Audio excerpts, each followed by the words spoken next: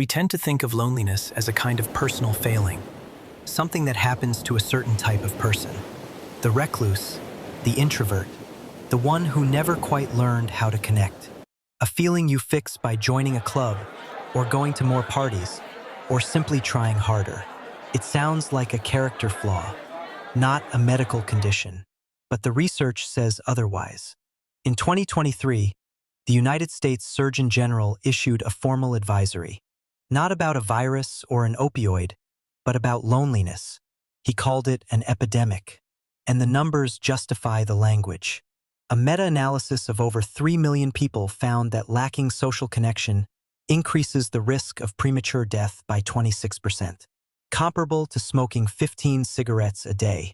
Loneliness elevates cortisol, suppresses immune function, and activates the same neural pathways the brain uses to process physical pain. Your body responds to chronic loneliness the way it would respond to a sustained physical threat. More than half of American adults now report being lonely, and yet there is no loneliness ward in any hospital.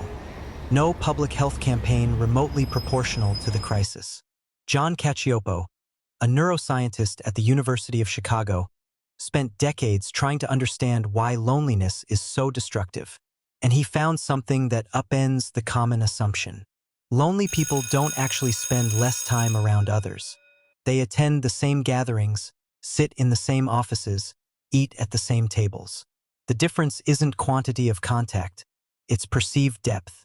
Loneliness, Cacioppo argued, is not about being alone.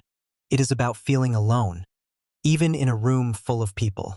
And this perception triggers real biological consequences. Elevated inflammation, disrupted sleep, a weakened immune system operating as though the body is under siege. A study published in the Journal of Clinical Oncology tracked nearly 3,000 women with breast cancer. Women with no close friends were 4 times more likely to die from the disease than those with a large social circle. But here is what no one expected. Having a spouse made no measurable difference.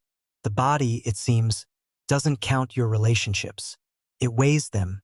This is the shift that changes everything. Loneliness is not a feeling.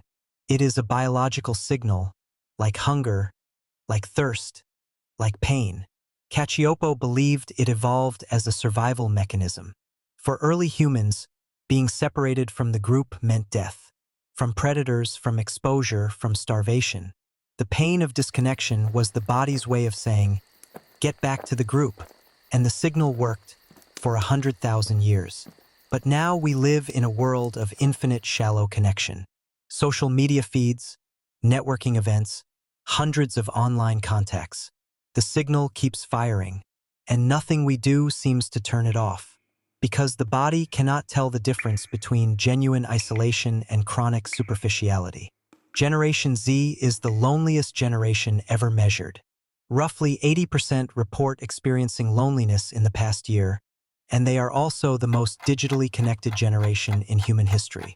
Research from the University of Kansas found that it takes about 50 hours of shared time to move from acquaintance to casual friend, and over 200 hours to develop a close friendship. In a culture that optimizes for speed, efficiency, and reach, more followers, more contacts, more swipes, almost nothing is designed to produce 200 hours of depth. The cure for loneliness is not more connection. It is deeper connection. And depth requires the one thing modern life is least willing to give. Unhurried, inefficient, repeated time together. We treat loneliness as though it says something about who you are. The science suggests it says something about how we have built the world. Perhaps the most radical thing we could do is not tell lonely people to try harder, but to build a world where depth is possible again.